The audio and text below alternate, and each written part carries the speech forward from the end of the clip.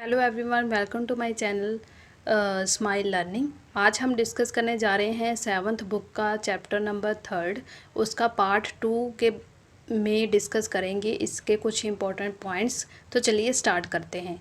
यहाँ पर दिया गया है, दिल्ली के सुल्तानों के सारे उपमहाद्वीप के अनेक शहरों में मस्जिदें बनवाईं, जिससे उनके मुसलमान और इस्लाम के रक्षक होने का दावे को बल मिलता था। समान आचार संहिता और आस्था का पालन करने वाले श्रद्धालुओं को परस्पर एक समुदाय से जुड़े होने का बोध उत्पन्न करने में भी मस्जिदें सहायक थी।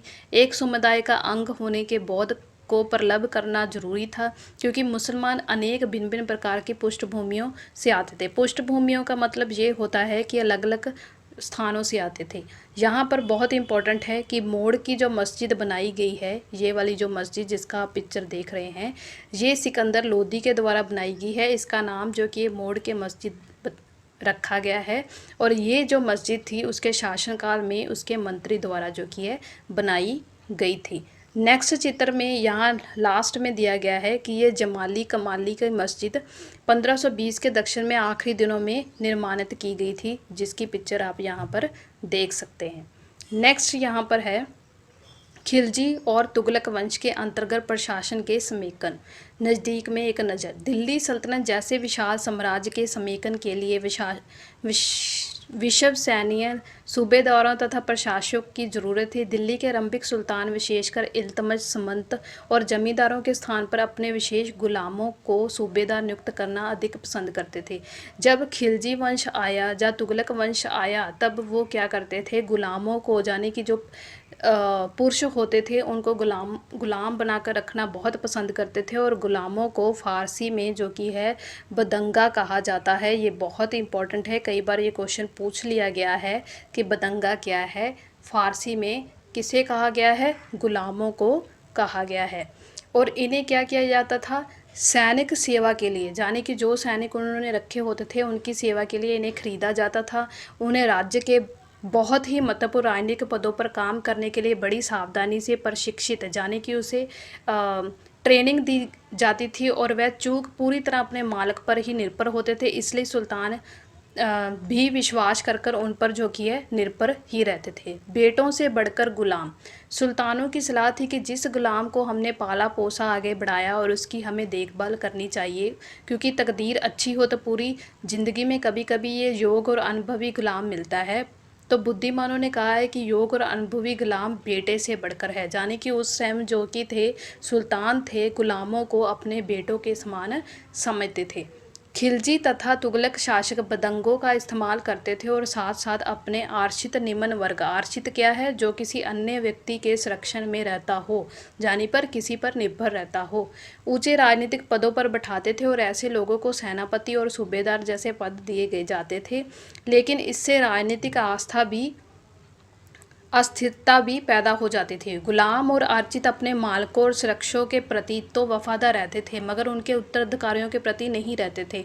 नए सुल्तानों के अपने नौकर होते थे। फलस्वरूप किसी नए शासक के सिंहासन पर बैठते ही नए और पुराने सूबेदारों के बीच टकराहट चलती रहती थी। सुल्तानों द्वारा निचले तबके के लोगों को संरक्षण दिए जाने के कारण उच्च वर्ग के कई लोगों को गहरा धक्का लगता था, और फारसी तवारीख के लेखकों के निचले खानदान के लोगों को ऊंचे पदों पर बैठाने के लिए दिल्ली के सुल्तानों की आलोचना भी की।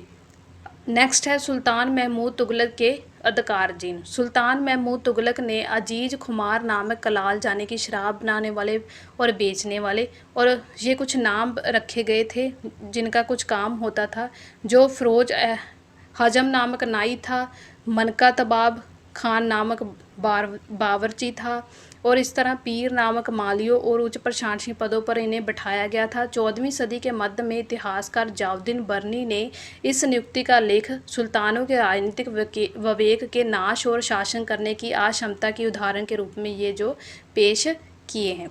नेक्स्ट है, पहले वाले सुल्तानों की तरह खिलजी और तुगलक शासकों ने भी सेनाओं को भिन्न भिन्न आकार के इलाकों के सूबेदारों के रूप में नियुक्त किया। वह इलाके जो थे इक्ता कहलाते थे। ये बहुत ही इंपॉर्टेंट है, क्वेश्चन इसमें बहुत बार पूछा गया है कि इक्ता क्या है, किसने इस चीज़ को बताया कि यानी कि कब इक्ता आए, तो ये जब खिलजी वंश आया और तुगलक वंश आए तब जो किया है, उन्होंने जो इलाके थे उन्हें इक्ता कहा और इन्हें संभालने वाले अधिकारी जो थे उन्हें इक्तादार यानी कि मुक्ति कहा गया था। मुक्ति का फ़र्ज क्या था? जो सैनिक होते थे उनका नेतृत्व करना, उनके इक्तों के कानून और व्यवस्था बनाए रखना, अपनी सैनिक सेवाओं के बदले वे वेतन के रूप में मुक्ति अपने इलाकों से राजस्व वसूला करते थे और राजस्व के रूप में मिली रकम वे अपने सैनिकों की तनख्वाह में देते थे। मुक्ति लोगों पर काबू रखने का सबसे प्रभावी तरीका होता था। उनका जो पद था वो वंश परंपरा से ना चले, उन्हें कोई भी इक्ता थोड़े थोड़े समय के लिए ही मिले, इसके बाद उनका स्थानांतर कर दिया जाता था। सुल्तान अलाउद्दीन खिलजी और महमूद तुगलक के शासनकाल में नौकरी के इन कठोर नियमों की बड़ी सख्ती में पालना की जाती थी और मुक्ति लोगों द्वारा एकत्र किए गए राजस्व की रकम का हिसाब लेने के लिए राजा द्वारा लेखा अधिकारी नियुक्त किए जाते थे और इस बात का ध्यान दिया जाता था कि मुक्ति राजा द्वारा निर्धारित कर ही वसूले, तय संख्या के अनुसार सैनिक रखे। तो जब दिल्ली के सुल्तान शहरों के दूर आंतरिक इलाकों को भी अपने अधिकार में ले आए तो उन्हें भूमि के स्वामी सामंतों और अमीर जमींदारों को अपनी सत्ता के आगे झुकने का बांध कर दिया। अलाउद्दीन खिलजी के शासनकाल में भू राजस्व को निर्धारित करने, वसूली कार्य का राज्य पर नियंत्रण में ले लिया और स्थानीय सामंतों से कर लगाने का अधिकार जो कि छीन लिया गया, बल्कि स्वयं ही उन पर कर चुकाने को बांध दिया गया। सुल्तान के प्रशासनिक के जमीन की पमाइश की और इसका हिसाब बड़ी सावधानी में रखा। कुछ पुराने सामंत और जमींदार राजस्व के निर्धारण वसूली अधिकारी के रूप में सल्तनत की नौकरी करने लगे और उस समय 3 तरह के कर थे। कौन कौन थे? ये बहुत ही इंपॉर्टेंट है। ये जो कर हैं वो है कृषि पर, जिसे खराज कहा जाता था। किसानों की उपज का लगभग ये क्या था, 50% था, यानी कि 50% ही लगा ज़्यादा था किसानों पर और मवेशी तथा घरों पर भी ये कर लगते थे। 50% वाले ये कर को क्या कहा जाता था? खराज कहा जाता था। उपमहाद्वीप के काफ़ी बड़ा हिस्सा दिल्ली के सुल्तानों के अधिकार से बाहर ही था और दिल्ली से बंगाल जैसे सुंदर प्रांतों का नियंत्रण करना कठिन था। दक्षिण भारत की विजय के तुरंत बाद ही ये पूरा क्षेत्र फिर से स्वतंत्र हो गया और यहाँ तक गंगा के मैदानी इलाकों में भी घने जंगल वाले ऐसे क्षेत्र थे जिनमें बैठने में सुल्तानों की सेनाएं जो कि असक्षम थी। स्थानीय सरदारों ने इन क्षेत्रों में अपना शासन जमा लिया। अलाउद्दीन खिलजी और महमूद तुगलक इन इलाकों पर जोर ज़बरदस्ती से अपना अधिकार जमा लेते थे और पर यहाँ अधिकार कुछ ही समय तक रह पाते थे। नेक्स्ट है सरदार उनकी किलेबंदी। अफ्रीका, ये बहुत ही इम्पोर्टेंट है। अफ्रीका से एक दूत आया था जिसका नाम था मोरक्को। ये 14वीं सदी में आया और इसे यात्री इब्न बतूता ने बतलाया कि सरदार कभी कभी क्या करते थे। तो ये जो भी दिया गया है वैसे तो इतने इम्पोर्टेंट नहीं है, बट इसमें यही क्वेश्चन पूछा गया है कि मोरक्को से कौन आया था, कौन सी सदी में आया था। वो यात्री इब्न बतूता था जिसने सरदार के बारे में बताया, वो अफ्रीका से आया था। तो ये क्वेश्चन अब तक बहुत बार पूछा गया है, तो ये इंपॉर्टेंट है। इसके बीच वाला कुछ भी इंपॉर्टेंट नहीं है। नेक्स्ट है चंगेज़ खां के नेतृत्व में मुगल नहीं, ये बहुत ही इंपॉर्टेंट है। चंगेज़ खां के नेतृत्व में 1219 में उत्तर पूर्वी ईरान में ट्रांस ऑक्सीजन यानी कि आधुनिक उज़्बेकिस्तान पर हमला किया गया और इसके शीघ्र बाद ही दिल्ली का सल्तनत होने का उसने धावा झेलना पड़ा। अलाउद्दीन खिलजी और महमूद तुगलक के शासनकाल के आरंभ में दिल्ली पर मुगलों ने दावे बढ़ चुके थे और इससे मजबूर होकर दोनों ही सुल्तानों ने एक विशाल स्थायी सेना खड़ी करनी पड़ी और इतनी विशाल सेना को संभालना प्रशासन को एक भारी चुनौती हुई जो आगे जाकर हुई। तो ये बहुत ही इम्पोर्टेंट है कि उसके बाद दिल्ली के सुल्तानों पर किन्होंने हमला करना शुरू कर दिया? मुगलों ने। नेक्स्ट यहाँ पर दिया गया है, ये बहुत ही इम्पोर्टेंट है कि अलाउद्दीन खिलजी ने उसका कैसे सामना किया और महमूद तुगलक ने कैसे। अलाउद्दीन खिलजी दिल्ली पर 2 बार हमले किए और इनका सामना करने के लिए अलाउद्दीन खिलजी ने एक विशाल यानी कि स्थायी सेना खड़ी की। महमूद तुगलक ने क्या किया? सल्तनत पर उसने आरंभिक वर्ष के सल्तनत पर हमला हुआ और मंगोल सेना को पराजित किया। महमूद तुगलक ने अपनी सेना की शक्ति, अपनी संसाधनों पर अपना विश्वास था और उसने ट्राक साजियों पर आक्रमण की योजना बना ली और एक स्थायी सेना तय कर आक्रमण का कदम किया। अलाउद्दीन खिलजी ने क्या किया? अपने सैनिकों के लिए सीरी नामक एक गौर सेना शहर बनाया, बट जो महमूद तुगलक था उसने क्या किया? दिल्ली के चारों ओर शहरों में से सबसे पुराने दिल्ली कोहाना के निवासियों को खाली करवाकर वहाँ पर अपनी सैनिक जो कि शिमनियाँ बना दी और पुराने शहरों के निवासियों को दक्खन में बनी राजधानी दौलताबाद भेज दिया गया। यानी कि जैसे जैसे वो काम करता गया उसके उल्ट वो काम करता गया। बट इस पूरी कन्वर्सेशन में जो इम्पोर्टेंट है, जीत जो कि है अलाउद्दीन खिलजी की ही होती है। महमूद तुगलक ने क्या किया, अपने सैनिकों को खाना खिलाने के लिए उसने जो फसल उगाई थी उसका अकाल पड़ जाता है, जिससे लोग जो कि है प्रसन्न नहीं होते, इसमें ये बताया गया है। और उसके बाद उसने जो कि है वेतन के रूप में एक टोकन शुरू कर दिया। जो लोगों ने क्या किया, असली जो पैसे थे उनको जमा करना शुरू कर दिया और टोकन का मूल्य नहीं पड़ा। तो इस तरह भी वो इस चीज़ों से हार गया। बट अलाउद्दीन खिलजी ने एक वेतन देने के लिए एक नकद वेतन जो कि शुरू की, जिससे वो व्यापारियों से चीज़ें बड़ी कीमत पर कीमत उसकी बढ़ा दी और उसके बाद उसने उसे बेचना शुरू कर दिया और इस तरह वो सैनिक को वेतन देता रहा। तो इस तरह दोनों का कंपैरिजन कर कर इसमें बताया गया है। आप जस्ट इसे रीड कर लेना, इसमें से कोई भी क्वेश्चन अभी तक पूछा नहीं गया है। नेक्स्ट है, इन तमाम असफलताओं की गिनती करने में हमें कभी कभी भूल जाते हैं कि सल्तनत के इतिहास में पहली बार दिल्ली के किसी सुल्तान ने मंगोल इलाकों को फतेह करने का अभियान की योजना बनाई थी, और जहाँ अलाउद्दीन खिलजी का बल जो कि है प्रतिरक्षा, यानी कि अलाउद्दीन खिलजी सबसे ज़्यादा फेमस रहा। तो इस सारी कन्वर्सेशन में सिर्फ यही बताया गया है कि दोनों में से किसने सबसे ज़्यादा मंगोलों के साथ बढ़िया जो कि है युद्ध किया और किसकी जो कि जीत ज़्यादा मानी गई, तो वो अलाउद्दीन खिलजी था। इसी पैरे में ये दिया गया है। इस पूरी कन्वर्सेशन में सिर्फ आप जस्ट इसे पढ़ लेना। अभी तक तो क्वेश्चन इसमें नहीं पूछा गया है, बट हो सकता है कि इस बार पूछा जाए।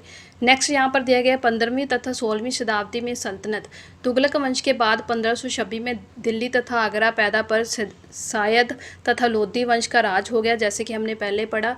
तब तक जौनपुर, बंगला, मालवा, गुजरात, राजस्थान तथा दक्षिण भारत के स्वतंत्र शासक उठ खड़े हुए थे और उनकी राजधानियां समूह थी, राजा फल फूल रहे थे। इसी काल के दौरान अफगान तथा राजपूत जैसे नए शासक के समूह भी जो बने, यानी कि उभरे।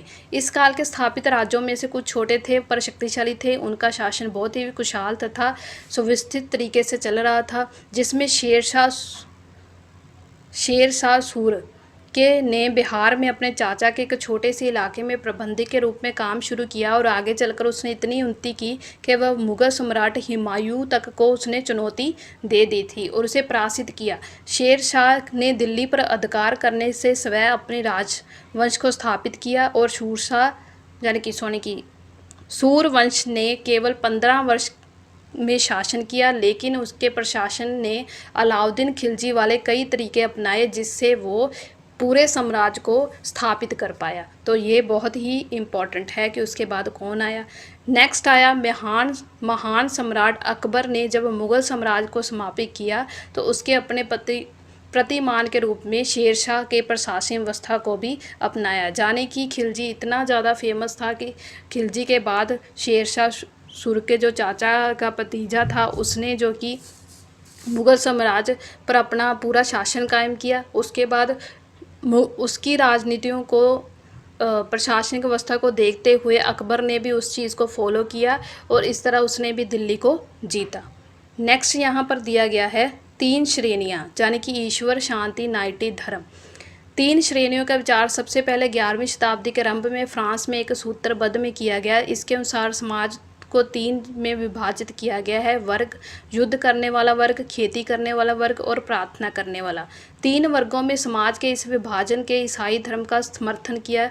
इस विभाजन में ईसाई धर्म को समाज में अपने प्रबल प्रभाव और भी दृढ़ करने का सहायता मिला और इसके विभाजन में योद्धाओं को एक समूह बनाया गया जिसे नाइट कहा जाता है। इसमें ये बहुत ही इम्पोर्टेंट है कि नाइट किसे कहा जाता है। उसके बाद इसमें और कुछ भी नहीं इम्पोर्टेंट और ना ही इसमें क्वेश्चन अभी तक पूछा गया है और ना ही इसमें आएगा। सिर्फ इसमें यही इम्पोर्टेंट है कि नाइट किसे कहा गया है, वो है एक योद्धाओं का समूह। आई होप आपको मेरी वीडियो ये अच्छी लगी होगी। अगर मेरी ये वीडियो आपको अच्छी लगी है प्लीज़ इसे लाइक, सब्सक्राइब और शेयर कीजिए और मुझे कमेंट करके जरूर बताना कि आपको ये वीडियो कैसे लगी।